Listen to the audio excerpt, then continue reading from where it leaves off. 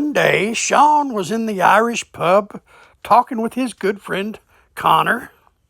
And as it was a warm day, the door of the pub was open and they could see across the street was the brothel. And they were drinking their pint when they noticed that a Lutheran preacher came by. The Lutheran preacher stopped and looked up and down the street both ways and then scurried into the brothel. "Aye, the sins of the flesh," said Sean. "It's a terrible thing."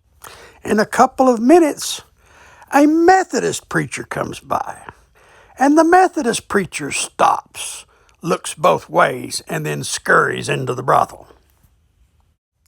"Oh," says Sean, "the sins of the flesh. It's a terrible, terrible thing." "Aye," says Sean, "terrible thing indeed." Then a few minutes later, a Baptist preacher comes by, and the Baptist preacher stops, looks both ways up and down the street, and then he scurries into the brothel.